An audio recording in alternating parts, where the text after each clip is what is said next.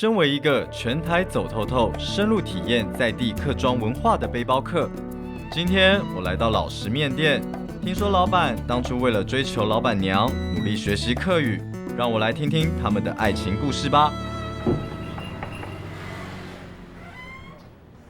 鸡大掌柜，喂，老爷，老板，你的姓氏好特别哦。是的，我是外省第2代。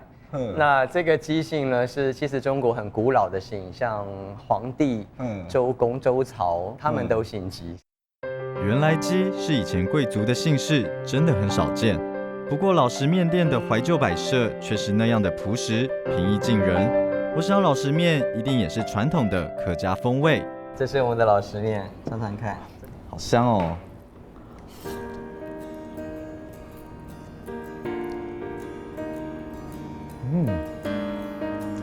它好入味哦，就是很有嚼劲，那个口感非常好。简单的这种调味料，可是吃出来的那感觉是那种我以前的怀旧的那种味道。是吗？太好了。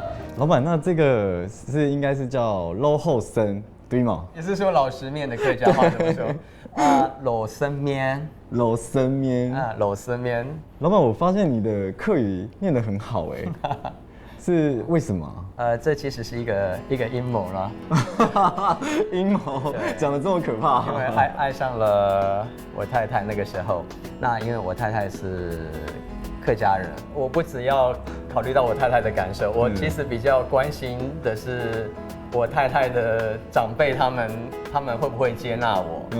那所以我觉得，如果我学一点客家话，应该比较有利于追求老婆。听完姬老板的故事，真的感受到爱情的力量。我也想赶快见见我们的老板娘。你好，老板娘，我刚刚有听到那个姬老板有说一下你们之间的小故事了，所以那个老板的客语都是老板娘教的吗？没有，他自己在娶我之前他就已经。我偷学。哦，你是在追老板娘之前先把它学好，然后再来追老板娘。哇，所以很感人吧？真的很感人哎，老板好有心哦。在这小城中，因为有姬老板与老板娘这一段跨越不同文化背景的客庄恋曲，我才能品尝到延续客家传统儿时质朴的好滋味。